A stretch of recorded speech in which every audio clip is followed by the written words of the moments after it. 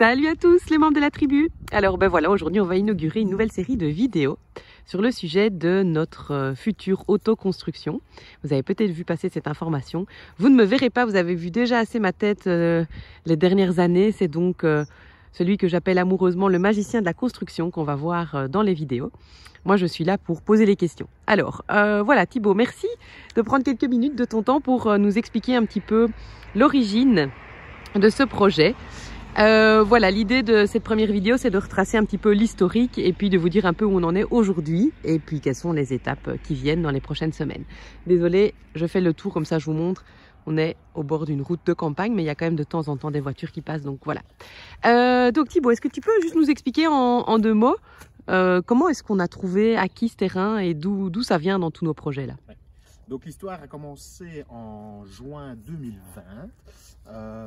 Donc en me promenant tout simplement dans la rue, j'ai vu qu'il y avait une petite maison à vendre ici derrière, qu'Elodie va vous montrer après. Et j'ai directement flashé sur la maison et sur le potentiel du projet, parce que donc le bien se constituait d'une maison et en face de cette maison d'un terrain qui était à bâtir et sur lequel il y avait une grange. Donc ça, c'était en juin 2020. Alors une fois qu'on a eu les accords avec la banque, il a fallu quelques mois et on a signé les actes au mois de novembre 2020 et on a commencé par la rénovation complète de la petite maison qui a duré 5 mois. Et une fois que cette maison a été rénovée, j'ai pu me plancher sur le terrain à exploiter. Alors, je vais montrer, parce que les gens se demandent un petit peu ce que c'est. Donc, j'espère qu'avec le soleil, on va voir assez bien. Vous voyez notre camionnette toute sale qui se trouve là. Et en fait, notre petite maison, c'est celle au milieu.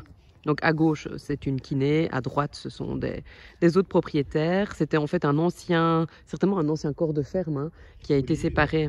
Au départ, tout ce bloc-là était une ferme et ils ont saucissonné en plusieurs lots pour en faire un maximum de profit. C'est ça. Donc la maison, on a tout, je pense que vous aviez déjà vu plusieurs photos, on a tout rénové. Donc on a juste gardé les murs extérieurs, on a refait le toit, on a refait les planchers, on a refait les châssis d'électricité. Donc voilà, c'était simple. On a tout mis par terre à l'intérieur et on a tout rénové. On a gardé en gros la façade et la structure, mais à l'intérieur, tout a été complètement refait.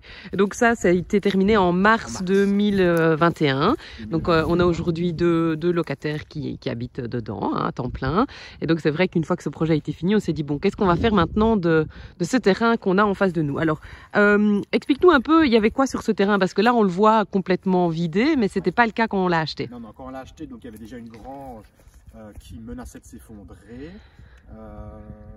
Cette grange, au début, je voulais vraiment la garder parce que j'adore redonner une seconde vie au bâtiment.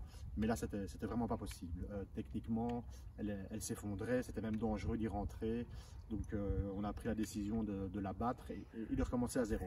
Sur le terrain, c'était juste des ronces, des arbres. On ne voyait même pas la fin du terrain. Ouais. Et c'était un dépôt d'immondices clandestin sur plusieurs années. On voit encore des restes. Si on va voir un peu là-bas au fond, on voit encore effectivement des restes de déchets, mais tu as évacué combien de containers? Je pense qu'il y a 6 ou 7 containers qui ont été évacués. Voilà, 6 ou 7 containers de déchets évacués. Ici, le but, c'était vraiment de mettre plus ou moins le terrain à nu pour voir le potentiel et à partir de là, avec l'architecte, d'étudier le projet et de rentrer un permis d'urbanisme pour la nouvelle construction. Voilà, donc on a dû demander un permis de démolition pour la grange parce qu'on ne peut pas éliminer un bâtiment qui est sur les plans cadastraux. Cette grange était affichée comme un bâtiment à part entière. Donc on a dû aussi faire pas mal de démarches au niveau de la commune pour obtenir ce plan de démolition. Et puis on avait aussi la police qui était derrière parce que le bâtiment se menaçait de s'effondrer sur la route et donc ça aurait pu créer évidemment un accident. Et maintenant qu'on était propriétaire, on était responsable, donc il fallait qu'on fasse quelque chose. Donc ça a été la première étape. Et c'est vrai qu'on a été un peu surpris quand on a commencé à retirer les ronces, même si on se doutait. Mais quand même, il y a eu beaucoup de déchets à évacuer. Et donc voilà, le terrain est en fait déjà vachement propre par rapport à ce qu'il a été, même si ça reste encore un terrain vague pour le moment. Voilà, je vous montre un petit peu. Alors c'était pas tout. Une fois qu'on a eu terminé de mettre à nu le terrain, il a fallu démarrer en fait les démarches auprès de l'urbanisme pour savoir ce qu'on pouvait faire sur le terrain. Et là, on a eu une autre surprise. Raconte-nous. La surprise, on la connaissait un petit peu. Donc on est dans une zone karstique ici au niveau de l'Èvre. Donc en 2 mots, c'est quoi? C'est un terrain calcaire qui risque à tout moment de s'effondrer suite à des grosses précipitations. Donc ce qui engendre dans le cadre d'une construction, c'est de devoir faire des essais de sol. Ici, donc j'ai dû faire des essais de sol, des essais de pénétration et des essais d'infiltration, mais alors en plus avec l'Université de Mons, j'ai dû faire des essais karstiques pour voir la qualité du sol. Donc c'est quand même des essais qui coûtent assez cher.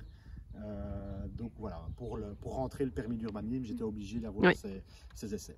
Ça, c'est vrai que c'est l'avis qu'on a eu tout de suite auprès de l'Échevin quand on a présenté le projet. Il nous a accueillis super gentiment en nous disant, nous, on aime beaucoup ce genre de projet, on soutient aussi ce genre de projet un petit peu différent, qui respecte l'environnement aussi bien plus que d'autres types de bâtiments. Par contre, attention, il l'a bien dit 10 fois, vous êtes dans une zone karstique, donc plus dangereuse. Alors, on a notre chef de chantier qui est là, hein, Salomé. Elle est rentrée dans le van, elle se cache. On regarde régulièrement parce qu'elle est avec nous. Donc il faut qu'on fasse attention en faisant la vidéo. Donc voilà, l'échevin de l'urbanisme était positif, les essais de sol ont été lancés, tu as dû faire appel à 2 entreprises différentes. Donc d'abord effectivement une entreprise spécialisée dans les essais de pénétration, on n'avait jamais entendu ce terme-là, donc on a appris des choses. Puis ensuite l'Université de Mons pour les zones karstiques. Et en fait les résultats n'étaient pas hyper positifs, c'est-à-dire qu'ils ont confirmé que c'était un terrain... Voilà, ce sont des essais qui coûtent relativement cher et donc ils n'ont fait que confirmer ce que nous savions déjà, que c'était un terrain dont le sol en fait est mauvais terrain. Ouais. Et voilà, donc j'étais un peu sceptique quand on a rentré le permis, parce que voilà, les essais de sol n'étaient pas très bons. Et à notre grande surprise, après 6 mois de délai, on a reçu l'avis favorable de l'urbanisme. Tant mieux, on va pas se plaindre. Ouais. Je pense que c'est aussi lié au fait que qu'est-ce qu'on peut faire d'autre finalement sur ce type de terrain que des constructions plus légères, puisque dans le résultat des essais était ressorti que le plus intéressant dans notre construction, c'est que c'est une construction qui va être mise sur des plots et que donc si jamais le terrain venait à s'effondrer en dessous, la maison en tant que telle ne s'effondrerait pas, contrairement à une construction classique en briques ou en pierre. Donc voilà, je pense que c'est aussi ça qui a joué. C'était finalement le bon projet pour le bon terrain.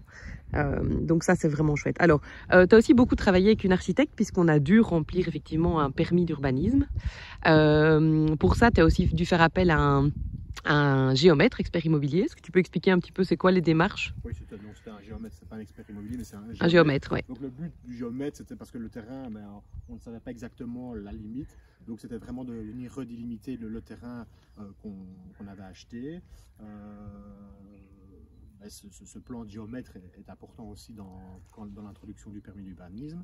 Avec l'architecte, on a fait tous les plans et puis voilà, on a tout simplement introduit le terrain. Donc ça aussi, on va en reparler dans 2-3 minutes, mais c'est aussi des coûts, l'air de rien, de faire appel à des géomètres. C'est vrai qu'on a acheté ce terrain sans savoir en fait quelle était sa forme exacte. Il y avait tellement de déchets et de ronds sur le terrain qu'on ne savait pas en fait où commençait et où il s'arrêtait. On a été plutôt surpris de voir qu'il était plus large que ce qu'on imaginait, et un peu plus profond, donc ça c'est chouette. Et alors, par rapport à ce géomètre à qui on a fait appel, il est pour le moment, donc il a posé on voit sur le terrain des espèces de poteaux de couleur là. Qu'est-ce que c'est ça? Donc ça, c'est juste l'implantation de la maison. Donc une fois que qu'on reçoit le permis d'urbanisme, avant de commencer les travaux, on est obligé d'implanter la maison sur le terrain. Donc on implante la maison, un représentant de la commune vient voir si c'est bien implanté, et c'est seulement à partir de ce moment-là qu'on peut commencer les travaux. Donc le ticket qu'on voit là, c'est juste la limite du bâtiment. Ok, super. Alors, c'est vrai que c'est important aussi, l'air de rien, quand on parle de construction, quand on parle d'autoconstruction, de parler aussi finance, parce que ça fait partie du projet. Est-ce que tu peux aussi donner à la grosse louche ce qu'on a déjà dû dépenser, sans avoir en fait encore commencé le moindre travaux réels sur le terrain? Oui, donc c'est vrai que ce projet-ci nous a demandé d'apporter pas mal de fonds propres. Ouais. Parce que malheureusement, le crédit est accepté au niveau de la banque, mais vous ne recevez l'argent qu'une fois qu'on a le permis. Mais donc j'ai dû faire les travaux de démolition, les frais d'architecte, les frais de remise en état du terrain. Les essais de sol. Les essais de sol, oui, qui nous ont coûté très cher. Et donc on n'est pas loin des 20 000 € engendrés avant de commencer la construction et sans être sûr de pouvoir la faire. Donc c'est vrai que là, financièrement, c'est un peu plus difficile. Un petit stress en plus quand même. Un petit stress en plus, et c'est de l'argent qu'il faut avoir pour pour pouvoir commencer. Mais que tu as inclus dans le plan financier du projet. Donc c'est une somme qu'on va récupérer maintenant avec l'emprunt qu'on a réalisé, mais il fallait pouvoir les sortir. Donc c'est vrai que ça, c'est pas anodin. Donc c'était important pour nous d'être transparent par rapport à ça, pour toutes les personnes qui veulent se lancer. On ne pouvait pas avoir l'aide de la banque tant qu'on n'avait pas le permis. On ne pouvait pas avoir le permis tant qu'on n'avait pas fait tous ces essais et qu'on n'avait pas démarré dépensé tout cet argent. Donc en fait, on était bloqué. Il n'y avait pas le choix. Il y a un poste qu'on aurait pu mettre de côté, c'est la démolition. Donc on aurait pu ne faire que les frais d'architecte et les essais de sol, mais ça représentait quand même déjà un gros budget. Oui, en sachant qu'on prenait quand même le risque que la grange ne s'effondre et qu'on ait un mort sur la conscience. Donc moi, je trouvais que c'était pas du tout anodin, évidemment. Alors, on va terminer cette vidéo. Peut-être tu peux nous dire un peu quelles vont être les prochaines étapes. Donc les prochaines étapes, c'est l'attente du responsable de la commune pour venir me confirmer que j'ai bien implanté la maison. Ouais. Une fois que j'ai son accord, on va commencer par les terrassements avec une société de la région. Oui. Ah oui, ça c'est vrai qu'on l'a pas dit, c'est important. Nous on travaille avec qui j'ai l'habitude de travailler, qui sont de la région. Un maximum en tout cas. Donc on va commencer par les terrassements. Donc c'est mettre la citerne d'eau de pluie, mettre la mini station d'épuration, tirer toutes les gaines techniques, donc pour l'eau, pour l'électricité, pour le téléphone. Voilà. Donc le projet, ici, il y a deux entités. Donc il y a un bâtiment principal qui est la maison au centre du terrain. Et à l'avant du terrain, il y aura un bâtiment qui sera un bâtiment technique. Donc on va commencer par la dalle de ce bâtiment-là. Voilà. Donc ça c'est la première étape, c'est les terrassements et dalles de fondation du bâtiment technique.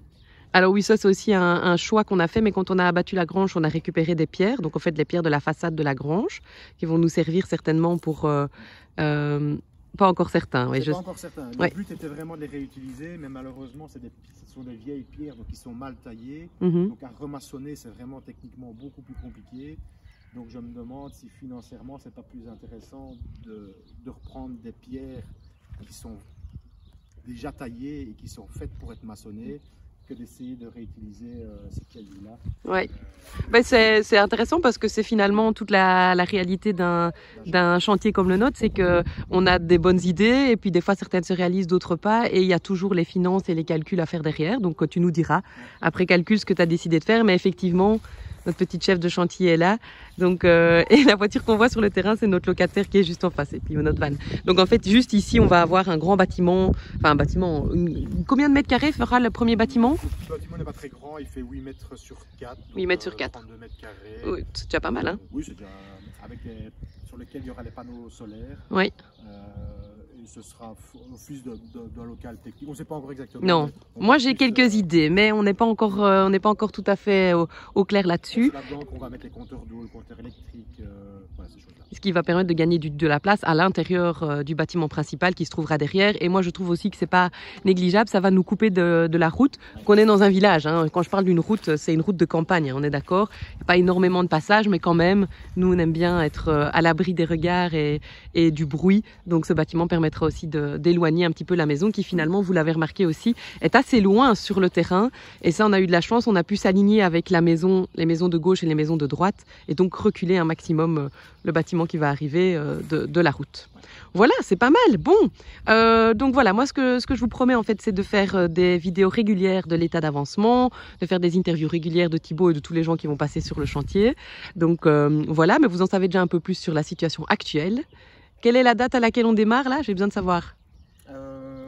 J'attends la confirmation du terrassier, mais ce sera courant en février. Ok, courant février, en espérant que la météo le permette. Et puis je pense qu'on a aussi de belles heures de chantier avec les enfants. Hein, Salomé, on va en passer des heures ici. Hein. Voilà, on essaye de les faire participer à tous nos projets, donc ils seront là, certainement. Merci Thibaut, à la prochaine fois pour une autre vidéo. Salut, salut, salut tout le monde. Tu dis au revoir Salomé? Au revoir, à la prochaine vidéo.